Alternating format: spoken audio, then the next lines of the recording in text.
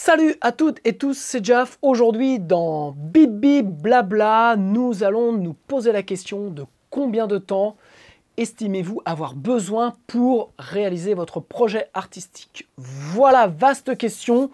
Je vais essayer de vous apporter en tout cas des éléments de réponse. En attendant le visionnage qui va être bien entendu, comme vous le savez, passionnant, je vous invite à vous abonner à ma chaîne YouTube en bas. D'ailleurs, je vous remercie, on est de plus en plus nombreux, merci beaucoup. Et j'espère pouvoir continuer à vous aider et répondre à vos questions. Voilà, on se retrouve après le jingle pour répondre à cette question qui est très importante, qui est combien de temps estimez-vous avoir besoin pour monter votre projet artistique? À tout de suite.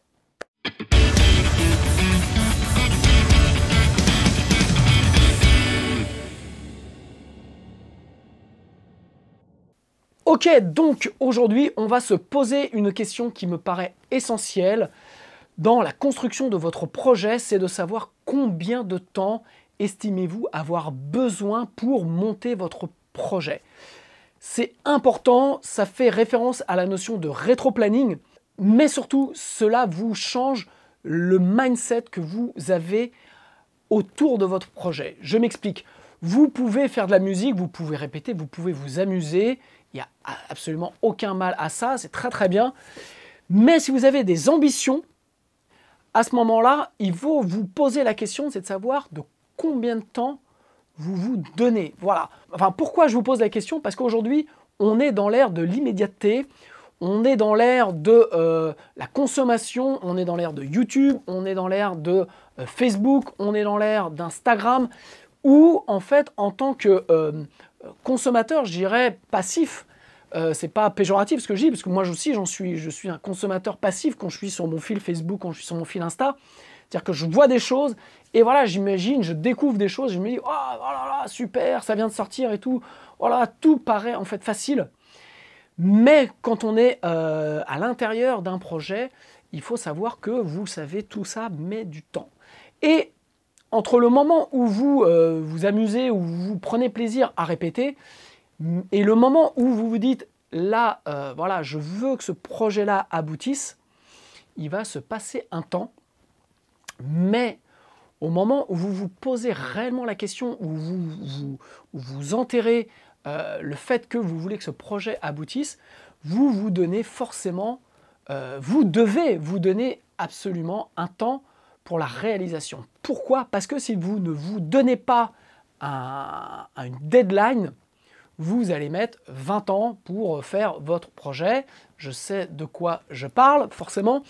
Mais surtout, vous allez constamment vous trouver des excuses parce que ce jour-là, vous avez piscine, donc vous allez reporter votre projet. Et donc, vous allez manquer votre objectif puisque vous ne vous êtes pas donné une période de temps pour le réaliser. Pourquoi aussi je vous parle de ça? Parce que, en fait, on a l'impression que, quand je vous parlais dans l'ère de l'immédiateté, de la consommation, on voit débarquer des groupes, on voit débarquer des artistes, et on se dit, oh, putain, en fait, tout a l'air facile, mais on oublie que pour en arriver là, il a fallu un certain temps, et ce temps-là, aujourd'hui, on aurait tendance à le raccourcir. C'est-à-dire que on a tendance à penser que, bah voilà, j'ai bossé pendant 3 mois sur mon projet, voilà, il faudrait que ça aboutisse. 3 mois, c'est rien du tout. Et c'est aujourd'hui un des problèmes, notamment vis-à-vis des maisons de disques, pour ceux qui y croient encore. C'est-à-dire que les maisons de disques, aujourd'hui, ne font plus le travail qu'elles faisaient avant, c'est-à-dire de financer le développement d'un artiste. Aujourd'hui, une maison de disques a des actionnaires, et les actionnaires, comme tout bon actionnaire, demandent une rentabilité, pareil, immédiate. Il est lui aussi dans l'ère de l'immédiateté, et donc il veut une rentabilité immédiate. Et donc, c'est une des raisons aussi pour lesquelles les maisons de disques ne font plus ce travail de découvrir les artistes, et surtout de financer les échecs. On se construit sur un échec, sur des échecs, et donc, pour cela, il faut pouvoir avoir les reins solides pour pouvoir tenir. Soit vous faites confiance à la chance Et donc vous allez essayer un coup, deux coups, et après vous allez arrêter. Et vous allez être pas très bien peut-être toute votre vie parce que vous allez vous dire « bah ouais, mais j'ai arrêté peut-être un peu rapidement ».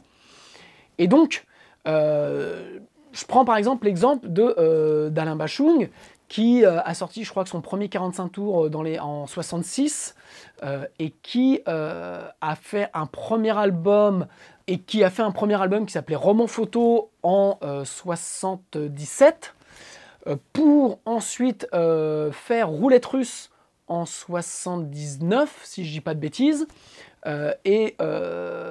sur cet album-là, qui est génial, moi j'adore, j'ai écouté ça quand j'étais môme dans les années 80, et sur cet album-là, il y avait Gabi Oh Gabi, qui est devenu un tube que dans les années 80, donc quasiment plus d'un an après la sortie de l'album. Donc, entre le moment où Bashung a démarré en 66 et le moment où il a eu son premier succès en 80, je vous laisse faire la différence.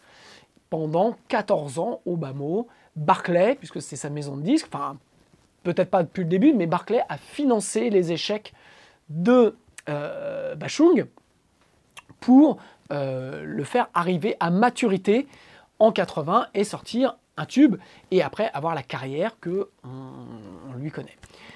Même exemple en fait avec Gainsbourg, qui sort Le Poinçonneur des Lilas en 58, qui fait beaucoup de choses, donc en fait il a beaucoup de tubes, mais pour les autres, notamment à l'Eurovision, avec Poupée de cire, avec Les Sucettes, avec Birkin, avec Bardot, enfin voilà, il fait plein de tubes pour les autres, mais lui en fait, sa carrière décolle quasiment jamais.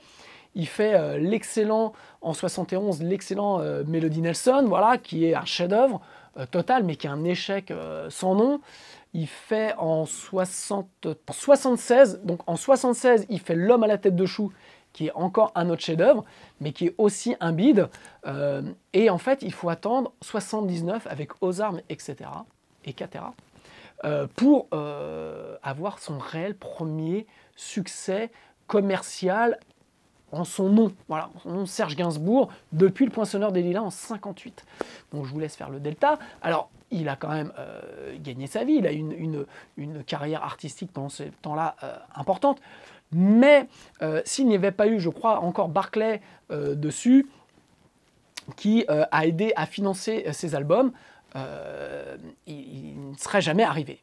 Alors, on peut prendre l'exemple de Balavoine, ça a été la même chose, avec son premier album qui était le Gunther, enfin c'était sur le mur de Berlin, j'ai un trou de mémoire, mais qui a été un bide, et qui, bon, ça faisait plusieurs années, il avait fait Starmania, donc il avait marché, mais lui en tant que perso, ça n'avait pas marché, et quand il a fait le chanteur, je crois que c'était en 78, voilà, badaboum, alors que le chanteur, pour lui, c'était son dernier album, il arrêtait, peut-être aussi parce que sa maison de disques, qui était Barclay encore, pourquoi j'ai rien avec Barclay, hein, mais qui lui avait dit, bah voilà, peut-être que c'est ton dernier album parce qu'on en a marre, voilà.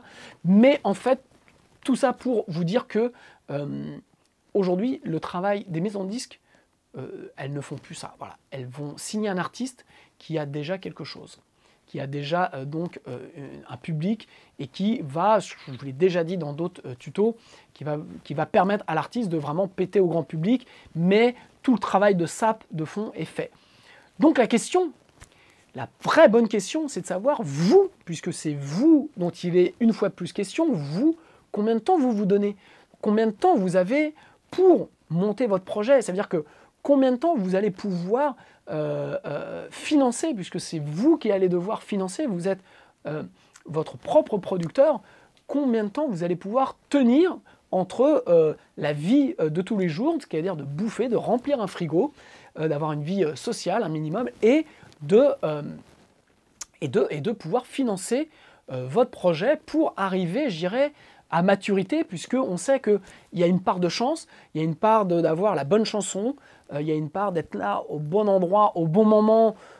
Voilà, la chanson pète parce que c'est pas forcément la meilleure, mais à ce moment-là, c'est ce que les gens ont envie d'entendre, ou alors parce que ça va tomber dans un contexte social, ou un contexte, vous avez, ça finit sur une pub d'une bagnole, et puis badaboum. Enfin voilà, il y a plein de raisons, mais vous, la vraie question que vous devez vous poser, c'est combien de temps vous vous donnez, c'est-à-dire combien de temps vous avez devant vous pour financer, pour gérer votre carrière. Si vous n'avez pas 3 mois ou 6 mois ou 1 an ou 2 ans ou 3 ans devant vous, ça peut être compliqué. Je ne vous dis pas que c'est infaisable, mais je veux juste vous ouvrir les yeux là-dessus. Voilà, c'est pas possible autrement. Moi, pour exemple, voilà, ça fait 20 ans que je fais ça. Alors, à un moment, j'ai arrêté puisque j'avais plus de ressources. Donc, j'ai fait un autre métier. Mais cet autre métier m'a permis de pouvoir gagner de l'argent, et même beaucoup, qui m'a permis de pouvoir acheter du matériel pour pouvoir démarrer mon home studio, pour pouvoir commencer à apprendre comment marcher un home studio, pour pouvoir faire mes 2 albums dans mon home studio, pour pouvoir voilà, développer mon projet. Et ensuite, j'ai pu décider de me lancer donc il y a 3 ans pour pouvoir monter mon studio, faire des prods pour les autres, continuer à faire des projets pour moi, monter donc les formations, enfin voilà, pour tout ça. Mais tout ça, je dirais, l'argent, il faut l'avoir, c'est-à-dire qu'il faut le trouver ou il faut le gagner, mais il faut partir avec en étant réaliste, c'est-à-dire que vous devez vous dire que pensez à Bashung, pensez à Balavoine, pensez à Gainsbourg. Voilà, c'est pas 1 an, c'est pas 2 ans, c'est pas 3 ans, c'est presque 10 ans au bas mot il aura fallu pour pouvoir arriver à maturité et sortir Gabi oh Gabi, qui a été un tube début des années 80. Je me souviens, j'étais tout gamin, mais j'ai acheté le 45 tours de Bashung, Gabi oh Gabi. Et donc, vous ne pouvez pas attendre de quelqu'un d'autre qu'il finance, puisque les maisons de disques ne font plus ce travail-là, comme je vous l'ai dit, c'est fini. Donc, si vous voulez avoir une chance d'y arriver, vous devez avoir un petit trésor de guerre ou mettre en place des choses pour pouvoir vivre tout simplement. Ok, donc je le répète, de combien de temps disposez-vous et combien de temps vous donnez pour réussir, pour avancer dans votre projet? Voilà, dès l'instant où vous allez vraiment vous poser cette question-là, dans votre tête, il va se passer des roulements qui vont se mettre en place et donc vous allez vous mettre à avoir le bon mindset pour commencer à vous dire, voilà, en fait, non, clairement, c'est plus forcément un passe-temps, c'est plus forcément une passion. Je veux vraiment réussir à faire ça, même si vous n'avez pas l'ambition d'en vivre. Donc je connais beaucoup de groupes amateurs qui ont ce mindset. L'idée, c'est de pouvoir continuer à travailler à côté et à vivre, je dirais, de leur métier, mais ils se mettent des vrais objectifs, ils se mettent des vrais rétro-planning pour permettre d'avancer et pour permettre de, quelque part, se professionnaliser dans leur passion et donc devenir plus efficace et surtout d'aboutir à leur rêve, c'est-à-dire de rentrer en studio, d'enregistrer, de faire de la scène, de rencontrer d'autres groupes, de faire des premières parties. Voilà, c'est super important. Et si vous n'avez pas cette base de réflexion, si vous n'avez pas ce bon mindset, vous allez avoir du mal à avancer parce que vous allez avoir du mal à structurer votre esprit et donc à structurer votre travail autour de votre art. Voilà, ce bibi blabla rejoint un tout petit peu un autre bibi blabla que j'ai fait il y a quelques temps qui s'appelle la question ultime, donc qui sont bien en complément, 2 sujets un petit peu différents mais bien en complément. Donc si vous regardez ce bibi blabla et que vous n'avez pas vu mon bip bip sur la question ultime, je vous recommande d'aller le voir. Je vais mettre quelque part un petit lien pour que vous puissiez y accéder assez facilement. Et donc voilà, c'est une question de mindset et j'espère que ce petit bibi blabla vous fera avancer et vous fera réfléchir. Voilà, j'attends vos commentaires en dessous, savoir comment vous faites pour vous donner des objectifs, quel est le mindset, quelles sont les routines que vous faites. Voilà, ça m'intéresse d'autant plus que là, comme je vous l'ai dit, je suis en train de monter des formations et il va y avoir une grosse formation là-dessus pour vous permettre, voilà, là je vous donne un peu la base et je vous donne le démarrage, mais dans cette formation-là, il y aura absolument plein d'éléments pour vous permettre d'avancer. Voilà, je vous embrasse, je vous dis à la semaine prochaine et belle semaine à vous. Ciao.